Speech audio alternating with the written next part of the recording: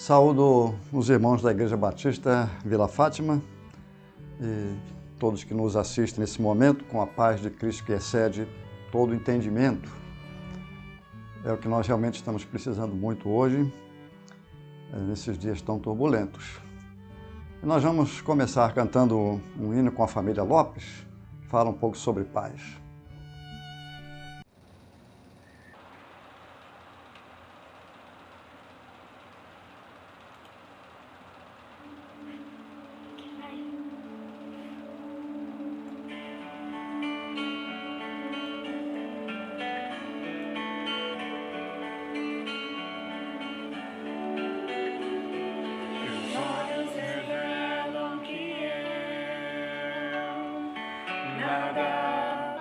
Esconder que não sou nada sem ti, fiel Senhor.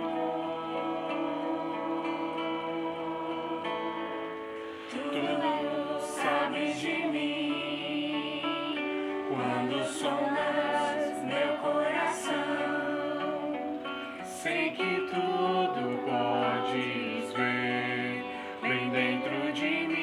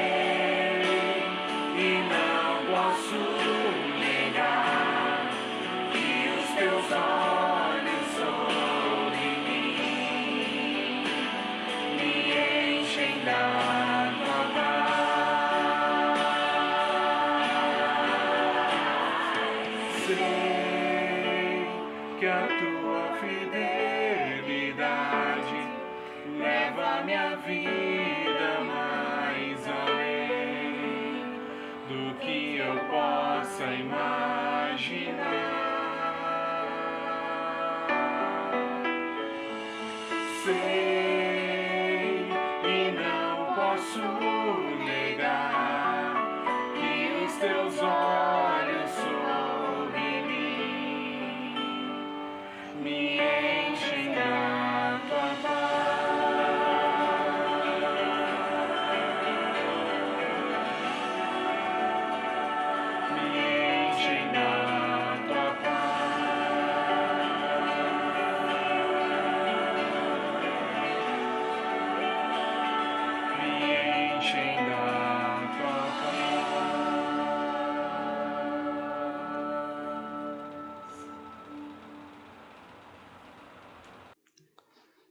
tema escolhido para hoje é o retorno de Cristo.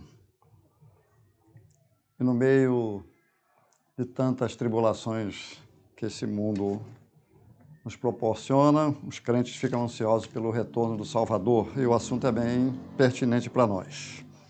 Eu vou ler aqui no capítulo 17 de Lucas, versículos 20 até o 30, onde fala sobre a vinda do reino de Deus.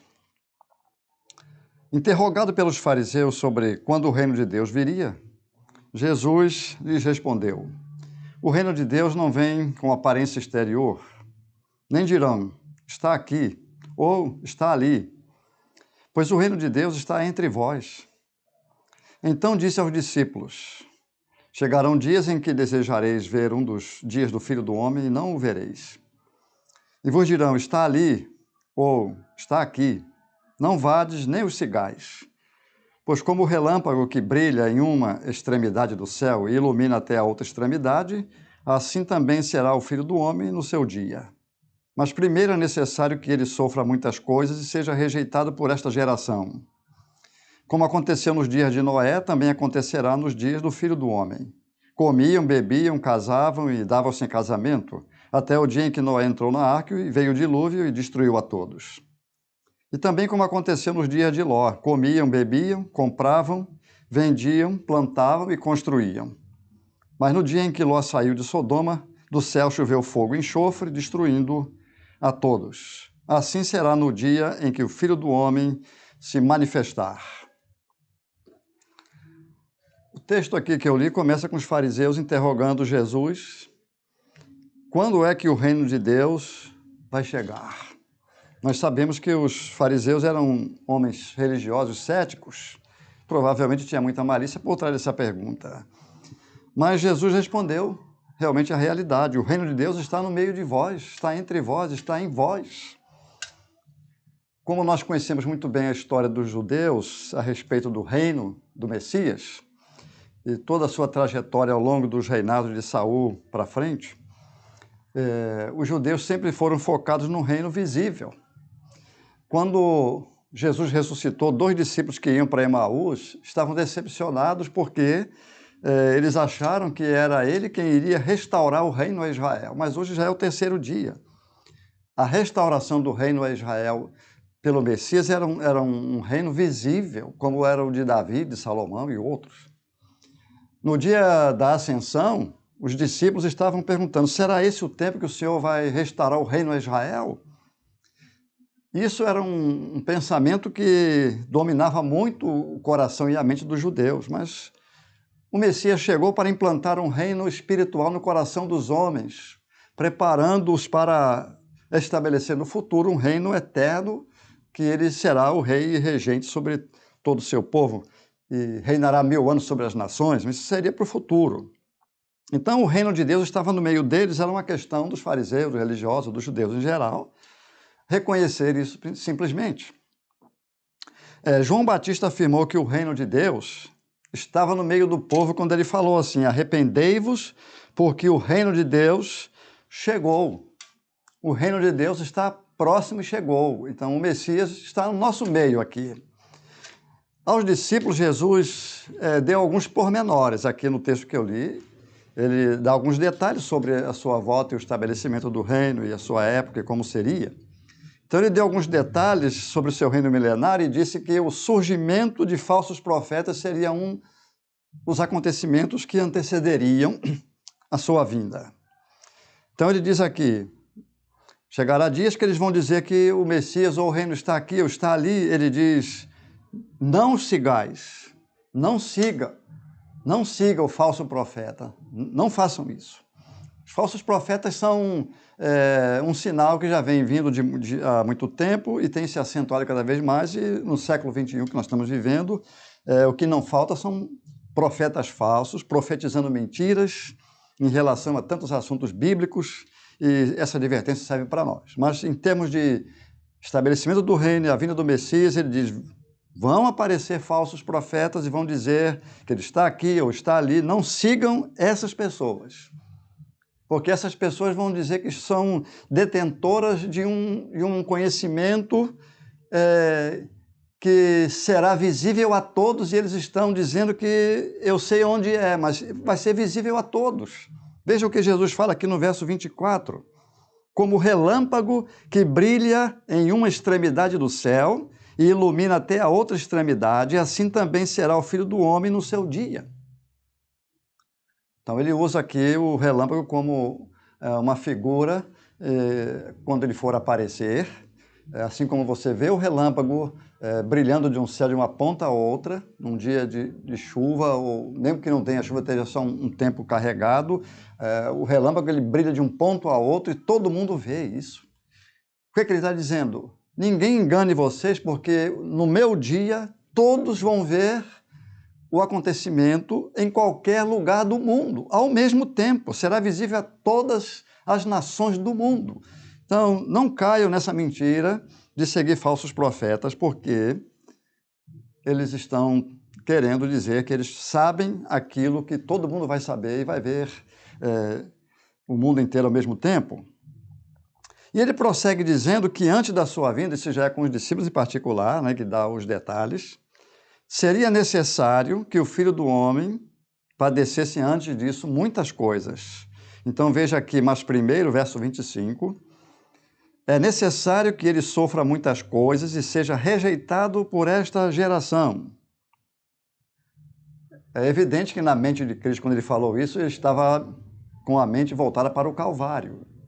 O Senhor Jesus Cristo veio a este mundo especificamente para chegar nesse dia de entregar a sua vida como o Cordeiro de Deus que tira o pecado do mundo, como nosso substituto, como um sacrifício aceitável a Deus pelos nossos pecados. Então Cristo deveria ser sacrificado em nosso lugar, como disse o profeta Isaías, carregando os nossos pecados, as nossas iniquidades e as nossas dores.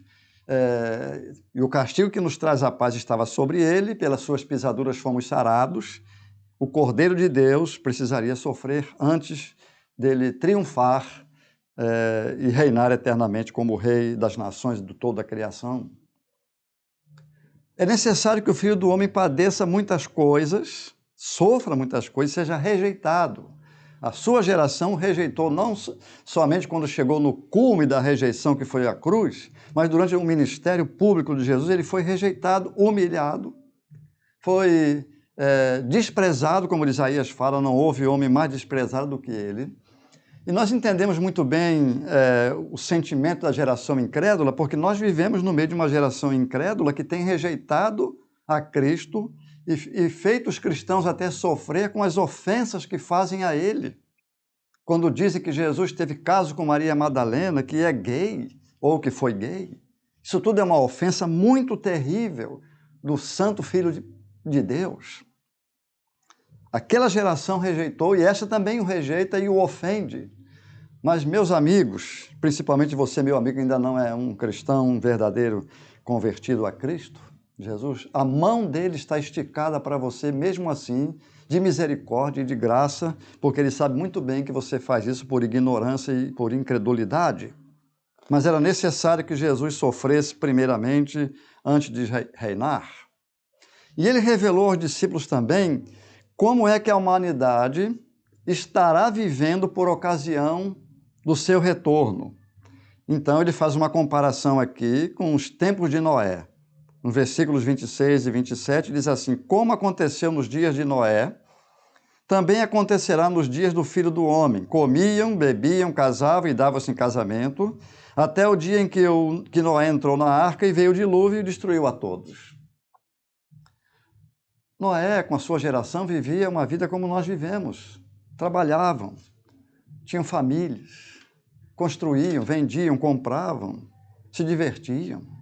Isso aí toda a sociedade pratica. O problema crucial da geração de Noé é o mesmo que nós temos na nossa geração. Uma geração materialista, desinteressada pela mensagem de Deus. Esse era um grande problema da geração de Noé, o materialismo que cegou aquela geração para não dar ouvidos à mensagem de Deus através da boca de Noé, que a Bíblia chama Noé de pregador da justiça. Então nós deduzimos o seguinte: Noé durante muito tempo anunciou o dilúvio para aquela geração incrédula materialista e não deu ouvidos para Noé. Mas o problema da geração de Noé não era somente o materialismo e o desinteresse em receber e ouvir a mensagem de Deus. Havia outros problemas seríssimos que foram, de fato, a causa principal do dilúvio, conforme diz aqui no livro de Gênesis, capítulo 6. Eu vou ler 3 versículos aqui, verso 5, verso 13 e o verso 17. No verso 5 do capítulo 6 fala sobre o motivo do dilúvio. O Senhor viu que a maldade do homem na terra era grande e que toda a imaginação dos pensamentos de seu coração era continuamente má. Nós temos aqui uma declaração de Deus que a maldade do homem era muito grande em toda a terra e a imaginação dos seus pensamentos no seu coração era continuamente má. As pessoas não estavam dispostas a abandonar o seu pecado. O verso 13 diz, então Deus disse a Noé, o fim de toda a humanidade chegou diante de mim, pois a terra está cheia da violência dos homens. Eu os destruirei juntamente com a terra. Veja bem aqui o que Deus fala. A terra está cheia da violência dos homens. E aí no verso 17, Deus continua, porque estou trazendo o dilúvio sobre a terra para destruir de debaixo do céu todo ser em que há fôlego de vida, tudo que há na terra morrerá. Então aqui está a declaração de Deus sobre a razão e a causa do dilúvio no tempo de Noé, na sua geração. Então ele cita aqui violência e maldade dos homens. E eu pergunto, não precisa nem você responder. Quem é que não sabe que a nossa geração e a geração passada e outras gerações viviam na perversidade, na violência e na maldade? Tem acentuado isso? Tem. A Bíblia garante que no final dos tempos isso acentuaria tanto a maldade dos homens como a violência. Nós estamos dentro do mesmo caminho da geração de Noé e nós podemos esperar o quê, afinal de contas? O que nós podemos esperar? Porque se Deus agiu assim com aquela geração, será que Ele vai deixar passar o juízo sobre uma geração igualzinha ou talvez pior do que a de Noé? E aí Jesus ele compara também a humanidade quando Ele estiver retornando para estabelecer o seu reino. A geração do tempo de Ló está aqui nos versos 28 e 29. Também aconteceu como aconteceu nos dias de Ló, comiam, bebiam, compravam, vendiam, plantavam e construíam. Mas no dia em que Ló saiu de Sodoma, do céu choveu fogo e enxofre, destruindo a todos. Nós vamos ver que existia materialismo e desinteresse também na mensagem de Deus, mas eles trabalhavam, comiam, casavam, se divertiam, se vestiam, tinham família, viviam como nós. Mas havia o materialismo e o desinteresse na mensagem de Deus. Afora isso, tinha outros pecados que foram a causa principal da destruição de Sodoma e Gomorra e das cidades circunvizinhas, com fogo e enxofre do céu, que afundou todas essas cidades debaixo da terra. Mas vamos pensar aqui primeiro na atitude dos genros de Ló em relação a desinteresse pela mensagem de Deus. Gênesis 19 diz assim, então os homens disseram a Ló, os homens que foram enviados da parte de Deus, quero abrir um parênteses aqui e dizer que foram enviados 3 anjos do céu, em forma de homem, um para avisar Sara sobre a sua gravidez na idade avançada de 90 anos, e os 2 se dirigiram a Sodoma para dar a mensagem a Ló, tirá-lo de lá e destruir a cidade.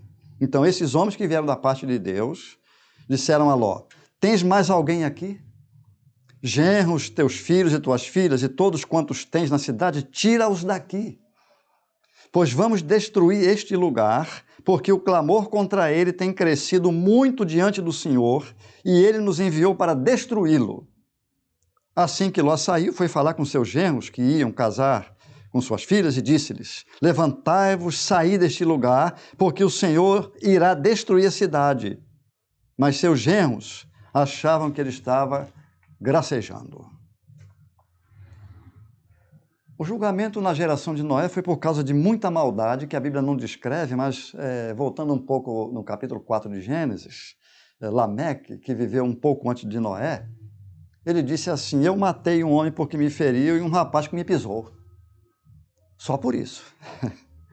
Aí você começa a pensar no trânsito e você vê um homem como aconteceu com as irmãs de Campinas, conhecida nossa. Ela me contou que no trânsito os homens discutiram, ele saiu do carro e deu um soco com a mão fechada no para-brisa do carro e arrebentou o para-brisa com um murro, só porque houve uma discussão por alguma coisa que eu não sei o que foi. E você deve conhecer outros aspectos de violência gratuita entre os homens. Então, no tempo de Noé, Lameque dá um exemplo de como era. Eu matei um homem porque me feriu e um rapaz que me pisou. E no tempo de Ló, por que é que Deus afundou aquela cidade com fogo e enxofre do céu para que ela desaparecesse na face da terra? Veja o que diz aqui em capítulo 18 de Gênesis, quando Deus chama Abraão e conta a ele o que ia fazer. Então Deus diz a Abraão assim: o clamor contra Sodoma e Gomorra se multiplicou e seu pecado se agravou muito. Qual foi o pecado dos sodomitas? Qual foi o pecado dos sodomitas? Eu gostaria de deixar você a par da cultura de Sodoma e Gomorra e das cidades circunvizinhas. Um dos aspectos da cultura imoral daquele povo era que qualquer hóspede que chegasse em uma casa, os homens iam até aquela casa e mandavam o hóspede ou os hóspedes saírem para que fossem abusados sexualmente. Fossem crianças, homens, mulheres, não importa. Esta era a cultura imoral de Sodoma e Gomorra e das cidades circunvizinhas. Então, o capítulo 19 de Gênesis diz que os homens, quando souberam que Ló tinha hospedado na sua casa 2 homens, que de fato eram 2 anjos de Deus, eles não sabiam, eles chegaram na porta da casa de Ló e disseram: onde estão os homens que vieram para a tua casa esta noite? Traze-os para que deles abusemos. Então Ló, do lado de fora da casa, pediu clemência para aqueles homens, dizendo: eu tenho 2 filhas virgens, abusem delas menos dos meus hóspedes. Então aqueles homens ficaram muito irritados com essa palavra de Ló e disseram: você sai de um país, de uma terra distante, você é estrangeiro no nosso meio, você quer ser juiz sobre nós vamos abusar de você agora. Nesse momento, os anjos puxaram Ló para dentro de casa e feriram de cegueira, diz a Bíblia, os homens todos que estavam do lado de fora da casa, tanto que eles procuraram a porta e não acharam. E assim o Senhor livrou Ló da mão daqueles imorais. Esta era a cultura imoral dos sodomitas. Pedofilia, homossexualismo, adultérios, fornicações, todo tipo de abuso que você possa imaginar. Por isso que a ira de Deus desceu sobre aquelas cidades. Judas, em sua carta, lá no final da Bíblia, ele fala assim sobre Sodoma: Sodoma e Gomorra e as cidades circunvizinhas que praticaram imoralidade e relações sexuais contra a natureza foram postas como exemplo, sofrendo a pena do fogo eterno. E Judas usa aqui a palavra fogo eterno, que a Bíblia chama de inferno, porque eles foram destruídos com fogo do céu. Agora Judas fala que eles foram reservados como exemplo para o fogo eterno. Essas pessoas sofrerão penalidade de eterna destruição, por causa não somente dos seus pecados imorais, mas porque essas pessoas não queriam saber nada, absolutamente nada, a respeito de Deus. Por isso que suas vidas eram assim. Na tribo Mook, no interior lá da Papua Nova Guiné, um missionário na década de 80 fez um trabalho de evangelismo, de missões, e foi muito bem sucedido e organizou uma igreja lá. Nós conhecemos muito bem o trabalho de Mark Zuck. E numa de suas aulas, aparece no filme lá, que ele estava dando uma aula sobre a história de Sodoma e Gomorra. Quando ele chega nesse ponto e no fim da história de Sodoma e Gomorra, aqueles homens e mulheres, todos ali estavam dizendo: nós somos como aquelas pessoas de Sodoma e Gomorra, iguais a elas. Isso joga por terra qualquer pensamento equivocado sobre culturas isoladas que estão muito bem como elas vivem. Elas não têm problemas, ninguém precisa levar a palavra de Deus para culturas isoladas porque eles vivem muito bem. E eu vivi anos no meio desse povo interior do Brasil e sei muito bem que há imoralidade de toda espécie, maldade de toda espécie que você possa imaginar que existe dentro das nossas cidades, existe dentro de um grupo isolado. Deus deu oportunidade para os sodomitas se arrependerem. Porém, o pecado se agravou muito aqui. Diz aqui no Gênesis 18:20, o pecado de Sodoma e Gomorra se agravou muito. Deus está deixando entender aqui que chegou num ponto que ele precisava executar a justiça dele. Foi preciso julgar, porque a paciência de Deus chega num limite que somente ele sabe. E a situação dos pecadores de Sodoma e Gomorra são bem semelhantes aos nossos hoje em termos de imoralidade. Nosso mundo está muito bem parecido com o deles. É uma coisa que nos arrepia muito para aquelas pessoas que não aceitam esse tipo de ideologia de gênero. Algo que quando eu era menino jamais imaginei pensar num negócio desse. Hoje você vê nas escolas crianças sendo doutrinadas sobre isso. Menino ou menina, você tem o direito de decidir o que você quer ser. Se você quer ser homem, quer ser mulher, você vai decidir. Você está na idade de escolher. Um absurdo, uma afronta ao Criador que fez homem e mulher. E nas nossas escolas, as nossas crianças estão aprendendo isso e chegam em casa com a mente toda deturpada. Coitadas daquelas que não têm ensino da palavra de Deus e da verdade em casa. Elas vão crescer acreditando nessa mentira e nessa bobagem imoral e nessa afronta ao Criador. Pedofilia, em alguns países já está sendo cogitada a legalização. E eu não duvido nada que no Brasil em breve será legalizada a pedofilia, porque eles dizem que as crianças precisam ser treinadas e ter experiências. O homossexualismo se espalhou pelo mundo inteiro. Lá no livro de Deuteronômio, Deus condena veementemente essa questão de homem com homem, mulher com mulher, ou mulher com animal e homem com animal. Isso é reprovável pelo Criador. Isso chama-se uma anomalia que a Bíblia chama de aberração. Esses eram os pecados de Sodoma e Gomorra. E esses são os pecados da nossa geração. Só que Deus tem nos dado oportunidade de arrependimento. Em seu retorno, Jesus vai encontrar a humanidade vivendo na violência e na imoralidade sem freios. Ele fala aqui, como nos dias de Noé e de Ló, mesma coisa. Ele está dizendo para os discípulos, eu vou encontrar o mundo assim, desinteressado na minha mensagem, materialista, violento, perverso e imoral. E no livro de Judas, que eu já li aqui um texto, agora vou ler outra passagem aqui no versículo 17 e 18, ele diz assim, lembrai-vos do que foi previsto pelos apóstolos de nosso Senhor Jesus Cristo, os quais vos diziam, nos últimos tempos haverá pessoas que zombarão, dominadas por seus desejos ímpios. Elas vão zombar de Deus, praticando coisas imorais, como eu acabei de citar aqui, dizendo que Jesus é gay, e eu vi na televisão uma cena aí de teatro absurda sobre isso. Elas vão continuar zombando e Judas diz que vai ocorrer isso mesmo. Um tempo desse atrás eu fiquei sabendo sobre uma mulher que se chamava prostituta gospel e ela foi entrevistada por uma repórter e ela fez diversas perguntas para essa mulher e uma delas foi a seguinte, como é que você consegue associar a sua fé em Deus e a vida de prostituição? Como você associa essas duas coisas? Ela disse, não tem jeito de associar porque não tem nada a ver uma coisa com a outra. Minha vida é uma coisa, minha vida de fé é outra e Deus vê o meu coração, as minhas intenções. Ela sabe muito bem o que falou. Deus conhece o coração dela. Jesus fala que eu sou aquele que sonda mentes e corações e vou retribuir a cada um segundo as suas obras. O título de gospel, evangélico ou crente, isso não diz absolutamente nada.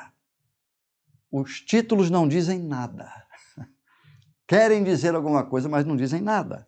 O que diz é aquilo que Jesus falou para Nicodemos, um grande e influente religioso judeu, que não entendeu muita coisa que Jesus falou. Ele disse para Nicodemos, olha, se você não nascer de novo, você não pode entrar no reino de Deus. E esse reino que Jesus virá estabelecer, e está estabelecendo no coração dos homens, qualquer pessoa tem que nascer de novo. E tem outra, Paulo escrevendo a Timóteo diz, o firme fundamento de Deus permanece tendo este selo, O Senhor conhece os que lhe pertencem e mais, a parte da injustiça, todo aquele que professa o nome do Senhor. Não importa o título que você tenha, gospel, evangélico, crente, seja cristão, o que importa para Deus é o novo nascimento, Ele conhece os que são seus, e aí Paulo diz aos Gálatas sobre as pessoas que zombam do Criador, de Deus não se zomba. Aquilo que o homem semear, isso também ceifará.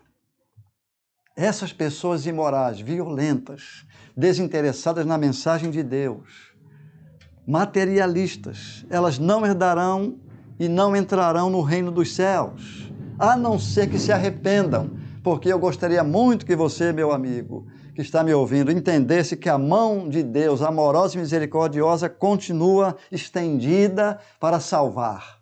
Como diz o livro do profeta Isaías, eis que a minha mão não está encolhida para que eu não possa salvar. Não está. Crentes que estão vivendo no pecado, entendo que a mão de Deus está esticada para você se reconciliar com o seu Criador, com a sua igreja. Essas pessoas, se não se arrependerem, não vão entrar no reino de Deus. É isso que está escrito na carta de Paulo aos Coríntios. Não vos enganeis, nem imorais, nem idólatras, nem adúlteros, nem os que se submetem a práticas homossexuais, nem os que as procuram, nem ladrões, nem avarentos, nem bêbados, nem caluniadores, nem os que cometem fraudes herdarão o reino de Deus. A Bíblia é muito clara, Deus é muito objetivo, não deixa nada escondido, está aqui bem explícito para qualquer um conhecer a vontade de Deus e a verdade. E aí Paulo completa aqui para os crentes da igreja de Corinto: alguns de vós éreis assim, ou seja, muitos aqui foram assim. Todo esse tipo de coisa aqui que foi citado, tudo isso, esses adjetivos ruins aqui. Mas fostes lavados, santificados, justificados em nome do Senhor Jesus Cristo e no Espírito do nosso Deus. Você quer mais misericórdia do que isso? Existe uma passagem na Bíblia que todos devem muito bem conhecer. No dia que Cristo estava entregando a sua vida lá na cruz, um criminoso ao seu lado disse para ele: Senhor, lembra-te de mim quando vieres no teu reino. Lembra-te de mim. Cheio de pecado nas costas, cheio de crimes. Mas Jesus conhecia o coração dele, como aquela prostituta gospel disse, que Deus conhecia suas intenções do coração, e Jesus conhecia o coração daquele homem, sabia que ele estava arrependido verdadeiramente. Então o Senhor disse: hoje mesmo estarás comigo no paraíso, hoje mesmo. O Senhor conhecia o coração arrependido daquele homem. É isso que o Senhor está querendo em qualquer pessoa. Jesus morreu para isso. Jesus veio ao mundo e morreu e ressuscitou para isso, com essa finalidade. Pecadores que ele ama. E os pecados dos sodomitas afligiam Ló. Afligia, porque o justo vive aflito no meio de uma geração perversa. O crente verdadeiro, ele não vai ficar contente em viver no meio de tanta perversidade, tanta maldade e se sentir confortável. Não vai. Ló era assim, não se sentia confortável em Sodoma. A vida dele estava sendo feita ali há anos já, com família, com criação, com tudo. Então Pedro escreve sobre a atitude de Ló, quando diz assim: Deus, reduzindo a cinzas as cidades de Sodoma e Gomorra, condenou-as à destruição, fazendo delas exemplo para os que vivem na maldade. Se Deus livrou o justo Ló, atribulado pela vida indecente daquelas pessoas sem princípios, porque vivendo entre eles esse justo afligia sua alma todos os dias, ao ver e ouvir as obras perversas deles, porque o Senhor sabe livrar da provação o justo e reservar para o dia do juízo os perversos. Ló não aguentava mais. Chegou uma hora que Deus precisava resolver aquilo. Então Abraão, o seu tio, estava preocupado com essa notícia que Deus iria destruir Sodoma e Gomorra. Então Abraão questionou Deus várias vezes: se tiver 100 justos, Senhor, o Senhor vai destruir a cidade? Ele disse: não, se tiver 100, não destruo. Se tiver 50, se tiver tantos, chegou até 10. Se tiver 10, ele disse: se tiver 10, eu não destruo. E não tinha 10. Não havia 10. Havia Ló com sua esposa e 2 filhas ali. Não haviam 10 pessoas ali. E aí Deus tirou Ló de lá com a família e destruiu as cidades Porque Abraão disse para Deus, longe de ti destruíres o justo junto com os ímpios. Deus não faz isso. Meus irmãos da Igreja de Jesus Cristo, fiquem sossegados, porque no dia do julgamento de Deus para este mundo, a igreja está fora, porque Deus não destrói o justo com o ímpio. Ló era servo de um Deus justo e santo. Por isso que Deus não aceita pecado na sua presença, porque ele é santo e justo. Deus não admite. Ele admite pecador perdoado na sua presença. Ele admite pecador arrependido na sua presença, mas ele não admite pecador que cultiva o pecado, que ama o pecado na sua presença, porque Deus não tem nada a ver com isso. Deus não tem nada a ver com pecado. Ele é santo, como disse os serafins lá na visão de Isaías capítulo 6. Isaías conta uma visão que ele teve para o seu chamado profético. Ele diz assim, no ano em que morreu o rei Uzias, eu vi o Senhor assentado sobre um alto e sublime trono, e as abas de suas vestes enchiam o templo. Serafins estavam por cima dele. Cada um tinha 6 asas, com 2 cobria o rosto, com 2 cobria os pés e com 2 voava. E clamavam uns para os outros, dizendo, Santo, Santo, Santo é o Senhor dos exércitos, toda a terra está cheia da sua glória. E a voz do que clamava tremeu as bases do templo e a casa se encheu de fumaça. Então disse eu, Isaías falando, ai de mim, estou perdido, porque eu sou um homem de lábios impuros, habito no meio de um povo de impuros lábios, e os meus olhos viram o Rei, o Senhor dos exércitos. Os serafins que moram no céu não tinham a ousadia de ficar com o rosto descoberto para olhar para o Rei do universo. Com 2 cobriam o rosto para mostrar para o profeta Isaías que ele estaria, a partir daquele momento, servindo um Deus santo que abomina o pecado. E a comissão aqui de Isaías seria para ele repreender a nação de Israel em relação ao pecado de idolatria, de perversidade, imoralidade, coação de pobres, de viúvas, uma vida horrorosa que Israel vivia, principalmente de idolatria, porque o que estava na boca do povo, lábios sujos que Isaías fala, lábios impuros, era o nome dos deuses cananeus na boca desse povo. Então Isaías estava sendo preparado para uma tarefa muito difícil, mas ele precisaria ter um pouco de entendimento em relação à santidade de Deus. Para que o seu ministério fosse bem frutífero, ele deveria saber quem é Deus e por que está condenando o pecado de idolatria.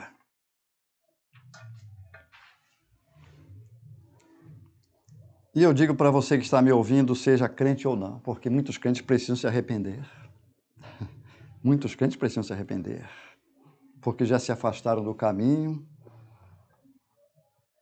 se acostumaram com a vida de pecado e já não vê mais problema nisso, mas Deus está com a mão estendida para levar você ao arrependimento.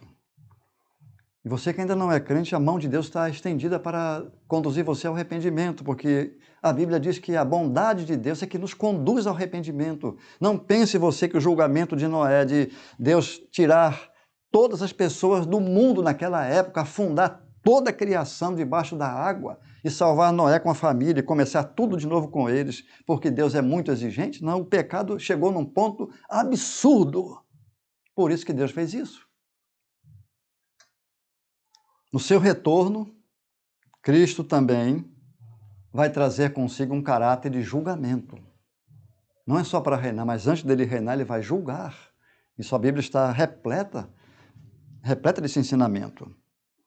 Por exemplo, lá no livro de Tessalonicenses, na sua 2ª carta, Paulo escreve à igreja, ele diz assim, quando do céu se manifestar o Senhor Jesus com os anjos do seu poder, em chama de fogo, tomando vingança contra os que não conhecem a Deus e contra os que não obedecem ao Evangelho de nosso Senhor Jesus Cristo, estes sofrerão penalidade de eterna destruição, banidos da face do Senhor e da glória do seu poder.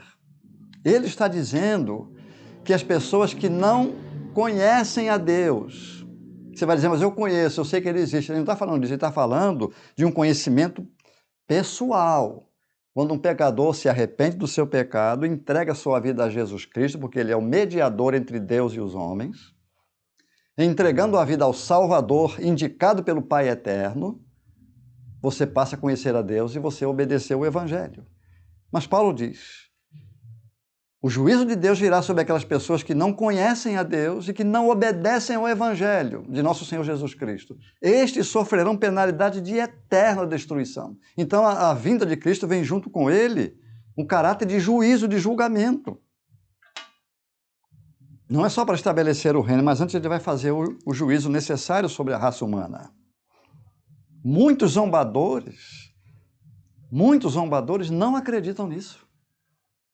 Veja bem aqui o que o apóstolo Pedro escreveu aqui há muitos anos aqui na sua segunda carta para os crentes que estavam dispersos pela Capadócia, Bitínia e Ásia por causa da perseguição. Então Pedro ele escreve aqui para os crentes dizendo assim, capítulo 3, verso 3 e 4 e 9. Saibam antes de tudo que nos últimos dias virão zombadores com sua zombaria, andando de acordo com seus próprios desejos, dizendo, onde está a promessa da sua vinda? Não é isso que as pessoas andam dizendo? Jesus voltará e desde o começo se fala nisso, cadê? Onde está a promessa da sua vinda? Porque desde que os pais morreram, todas as coisas permanecem como desde o princípio da criação, não mudou nada. Esse negócio de Jesus voltará. Zombadores, muitas pessoas não acreditam nisso, mas eu li o versículo aqui, a passagem de Tessalonicenses que fala que o Filho de Deus descerá do céu para reinar em chama de fogo, tomando vingança contra os incrédulos que não o obedecem. E o versículo 9 de 2 Pedro, capítulo 3 mesmo, que eu quero ler, Deus diz assim, o Senhor não retarda a sua promessa, ainda que alguns a consideram demorada. Sabe por que ele demora? Sabe por que ele ainda não veio? Veja o que o versículo fala. Mas ele é longânimo para convosco, não querendo que ninguém se perca, mas que todos venham a arrepender-se. Mais uma vez, as Escrituras mostram a misericórdia e a bondade de Deus, tentando livrar o maior número possível de pessoas de um fim trágico e miserável na eternidade. A mão de Deus de misericórdia está esticada. Contudo, o dia do Senhor virá como ladrão. Sabe como é que o ladrão vem? Jesus falou, se o dono da casa soubesse, a hora que o ladrão viesse, iria se fechar as portas e se preparar para enfrentar. Mas o ladrão não avisa, ele pega de surpresa. Então ele está dizendo, o dia do Senhor será como o dia que um ladrão entra num lugar e faz o estrago que ele quer.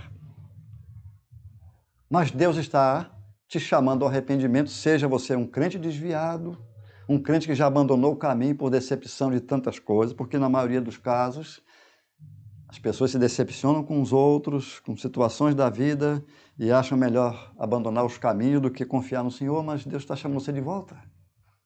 Deus está chamando você para que conheça a Cristo como Salvador e a morte dele na cruz é suficiente para te perdoar. Como dizem na carta aos Coríntios, Deus estava em Cristo reconciliando o homem consigo mesmo, o mundo consigo mesmo, não levando em conta as nossas transgressões. Ele está com a mão estendida de misericórdia. E eu quero terminar com o versículo de Romanos 9, que eu gosto muito, porque é uma grande verdade. A Bíblia toda é verdade. Esse texto é maravilhoso, quando fala a palavra de Deus, a palavra está perto de ti, na tua boca e no teu coração. Tudo isso que você tem ouvido até hoje, ele está dizendo, a palavra está perto de você, na tua boca e no teu coração. Se com a tua boca confessares a Jesus como Senhor, e em teu coração creres que Deus o ressuscitou dos mortos, serás salvo. Porque com o coração se crê para a justiça, e com a boca se faz confissão para a salvação. Não tem uma palavra aqui dizendo, tenha uma religião, pratique boas obras para ganhar o céu, mas ele diz, se você crer que Deus o ressuscitou dos mortos, serás salvo. Porque se você crê que ele ressuscitou, você está crendo que ele morreu pelos teus pecados. Essa é a palavra de Deus nesses dias nossos, atuais, de muita dificuldade, de muitas incertezas. Essa é a mensagem de Deus para essa geração, não mudou. Foi para a geração de Noé, de Ló, para a geração de Jesus, para a geração de Paulo. É para a nossa geração essa mensagem. A Bíblia não muda, Deus não muda. mas a misericórdia de Deus um dia vai terminar. E que você seja alcançado antes que isso chegue num dia que você não possa fazer mais nada. Que Deus ajude você, que Deus abra o seu coração, que Deus alcance o propósito dele com essa palavra. Amém.